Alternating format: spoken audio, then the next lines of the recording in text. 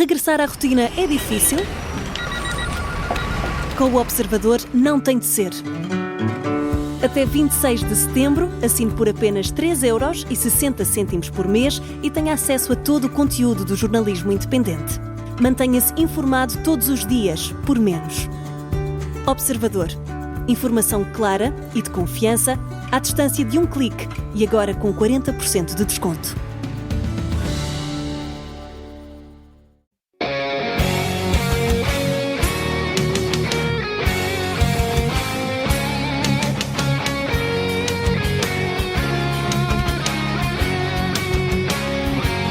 E começa agora o América Dividida, em que acompanhamos a campanha para as eleições de novembro nos Estados Unidos, e para isso junta-se sempre a nós Bruno Cardoso Reis, coordenador do doutoramento em História e Defesa do ISCTE da Academia Militar. Muito bom dia, Bruno.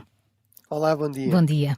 Kamala Harris insiste num debate a 23 de outubro. Trump diz que não, que é muito tarde, porque nessa data a votação já começou. Mas, Bruno, embora seja verdade que cada vez se começa a votar mais cedo, já houve debates a esta distância ou até mais tarde. Trump está com medo de enfrentar a candidata democrata? Bem, eu acho que é bastante evidente que o debate não lhe correu bem e que ele próprio, apesar de negar isso, não é? Porque ele nunca reconhece nenhuma derrota, tem de vencer sempre. Realmente parece perceber que foi efetivamente assim. Ele realmente é completamente indisciplinado em termos de debate. Acaba por vir ao de cima muitas vezes o seu lado mais extremista, que é aquilo que ele não precisa neste momento, porque ele precisa sobretudo é de conquistar votos mais moderados, mais indecisos, e portanto realmente, pelo menos isso ele parece perceber.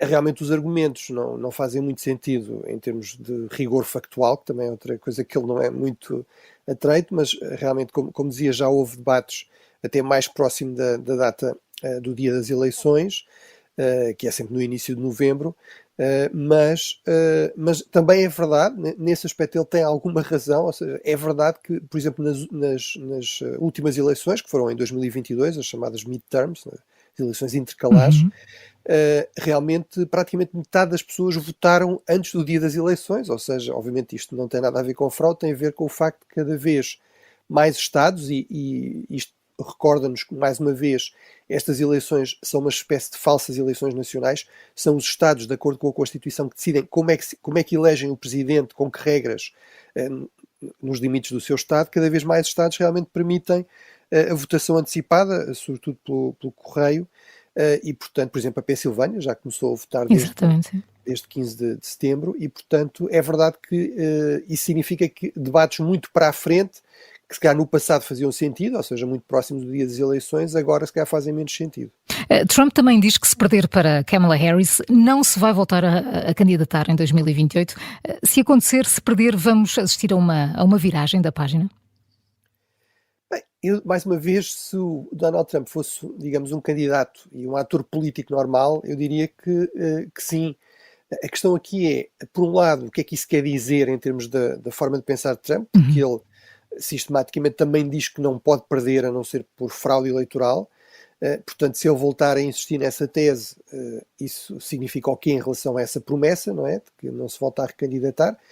É verdade que ele aí já terá mais de 80 anos, portanto, se calhar também, mais uma vez, em termos de dinâmicas normais, isso afastaria uma candidatura, mas realmente eu acho que não é assim tão seguro que seja assim, e que mesmo que Trump realmente não se volte a candidatar, isso não quer dizer que ele não continue a pesar bastante na sombra do Partido Republicano, onde já conseguiu posições muito importantes em termos do aparelho do partido, e onde também há cada vez mais jovens que, no fundo, decidiram seguir a linha Trump. O exemplo maior, ou melhor disso, talvez seja o seu próprio candidato a vice-presidente e senador do Ohio, o J.D. Vance, e, portanto, tudo isso me leva a dizer que temos de ter aí alguma prudência em relação a esta ideia de que haverá uma espécie de regresso ao velho Partido Republicano.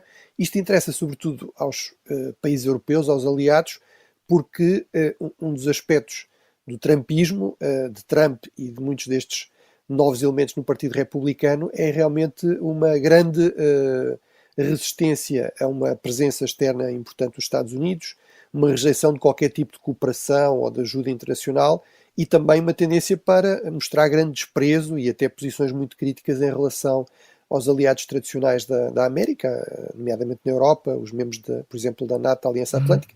Não quer dizer que não haja críticas, não possa haver críticas justificadas dos americanos aos europeus, mas a verdade é que tradicionalmente havia alguns limites a isso e havia também algum reconhecimento que, apesar de tudo, os europeus eram os aliados mais próximos dos Estados Unidos e também aqueles mais capazes de, por exemplo, mesmo em questões militares, de combater ao lado dos Estados Unidos.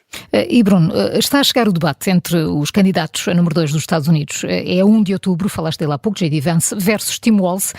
Raramente tem grande impacto. Será diferente desta vez, visto que pode ser o último debate?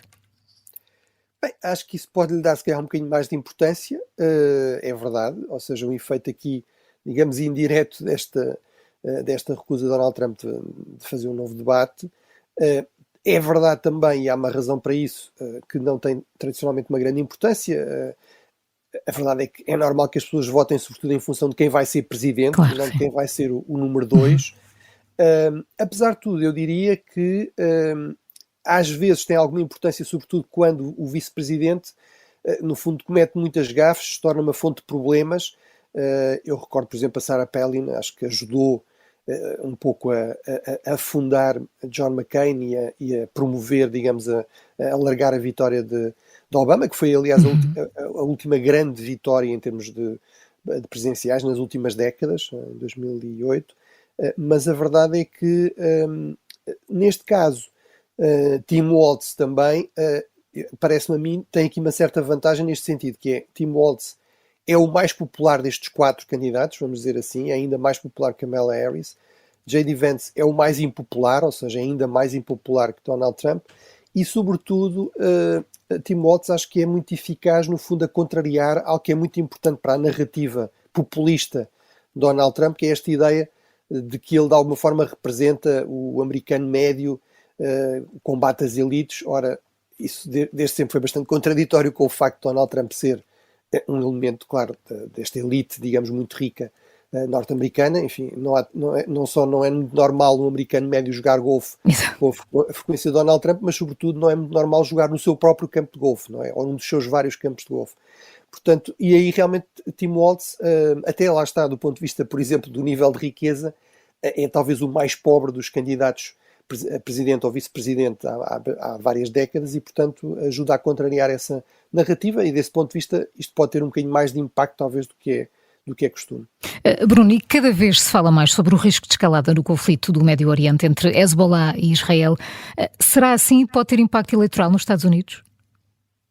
Bem, eu acho que há realmente um risco sério de escalada, ou seja, acho que a aposta de Israel foi que estes ataques muito significativos, numa escala nunca vista, uma decapitação muito eficaz de quadros do Hezbollah, do próprio líder e dos principais comandantes da sua força especial, que está encarregue do combate no sul do Líbano e de eventuais incursões em Israel, que isso poderia ter aqui um efeito dissuasor e de travagem destes ataques muito frequentes do Hezbollah no norte de Israel e até permitir eventualmente o regresso de quase 60 mil israelitas que estão deslocados desde praticamente há um ano, mas não parece ser essa a dinâmica, ou seja, o Hezbollah até reforçou os seus ataques e, portanto, isto pode levar realmente aqui a uma escalada. Claramente, isso vai contra aquilo que tem sido uma prioridade da administração Biden na região, ou seja, mostrar apoio a Israel, sim, mas também conter Israel e evitar uma escalada mais descontrolada na região, pudesse obrigar a uma intervenção mais ativa dos Estados Unidos. Se isso acontecer, e sobretudo se houver no fundo a necessidade de uma maior atuação dos Estados Unidos, isso pode ser usado nomeadamente por Donald Trump para dizer, enfim, aquilo que eu costumo dizer nestes casos, que é se eu estivesse lá isto não acontecia. Não tinha acontecido, claro. Enfim, há mais uma guerra por causa da fraqueza dos democratas e, portanto, desse ponto de vista pode ter aqui alguma utilidade para, sobretudo para a campanha de Donald Trump, atacar esta ideia de fraqueza dos democratas, de ineficácia externa dos democratas. Entretanto, Zelensky está a caminho dos Estados Unidos. Será que pode fazer a diferença na campanha? Bem, ele está a caminho dos Estados Unidos não para participar na campanha, mas para participar na Assembleia Geral das Nações Unidas, que é um pouco o grande encontro anual, enfim, da diplomacia internacional. Muitos líderes, todo o mundo estão a deslocar-se para os Estados Unidos, e concretamente para Nova Iorque, mas é verdade que neste caso, claramente também há aqui esta dimensão de gestão das relações com uma potência absolutamente indispensável para a Ucrânia. Portanto, ele realmente vai se encontrar com o Presidente, mas também vai ao Congresso, e anunciou que se iria encontrar com os dois candidatos principais à presidência e prováveis vencedores, Kamala Harris e Donald Trump. Portanto, vamos ver realmente se isso confirma, se não há aqui também nenhum imprevisto com Donald Trump.